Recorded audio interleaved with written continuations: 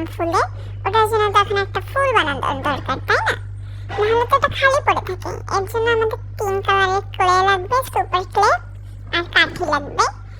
কাঠিটাকে আমি ফুলের এই জারটার মাপ মতন করে কেটে নেব। একটা কেটে নেব আর বাকিগুলো আন্দাজ মতন কাটছি, কারণ আমার মনে হইতেছিল যে সবগুলো সমান থাকলে ভালো দেখা যাবে না, এর জন্য আমি ছোট বড় করে রাখছি কাঠিটাকে। এবার আমি কাঠিটাকে সবুজ কালার দিয়ে ভালো মতন র‍্যাপ করে নেব। এখানে যে কি হয়েছে আল্লাহ, আবার করা লাগছে এটা। এরপর আমি পাতা বানিয়ে নেব ভালো মতন। পাতাগুলো আমার শেপটা আমি বুঝতে পারতেছিলাম না কিভাবে বানাবো। তারপর টিউলিপের পাতার মতন আমি একটা বানাইছি, কিন্তু কোথায় লাগাবো কোথায় লাগানো যায় এটা ভাবতে ভাবতে পরে ওই সামনে দিয়ে লাগিয়ে দিছি। তেমন একটা ভালো হয় না এই জিনিসটা, কিন্তু মানে পরে ফুলের ওই জায়গায় রাখার পর মানে জারে রাখার পর এটা অনেক সুন্দর দেখা যাইতেছিল। এবার আমি দুইটাই লাগাইছি পাতা, আর একটা লাগাইনি। এখন ফুল বানাবো। ফুল বানানোর জন্য আমার মানে টিউলিপ ফুলের কালার টানার জন্য আমার রেড অ্যান্ড পিঙ্কটা আমি মিক্স করতেছি।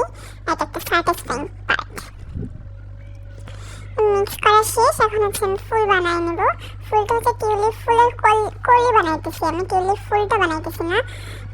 টিউলিপ ফুলের থেকে আমার কলিটা বেশি ভালো লাগে, এই জন্য আমি কলিটা বানিয়ে নিচ্ছি। আর এই ছোট জার যেহেতু তার জন্য কলিটাই সুন্দর দেখা যাবে, এই জন্য আমি বানাইতেছি। ওই প্লেট দিয়ে আমি শেপগুলো দিয়ে দিচ্ছি, তোমরা দেখলেই বুঝতে পারবে এটা কীভাবে করতেছি। এটা খুবই সহজ একটা জিনিস।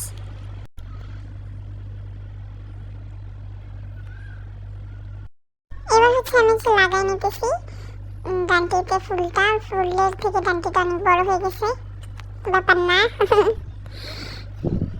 সবগুলোতেই ডান্টি লাগাই নেব।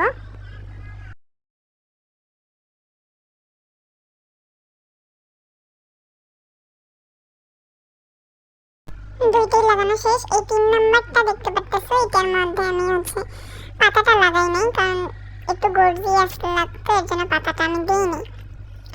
তারপর আমি এটার ভিতরে এটা রাখবো। এইটা সুন্দর হয়েছে নাকি? লাস্টে আমি একটা সুন্দর ছবি অ্যাড করে দিচ্ছি।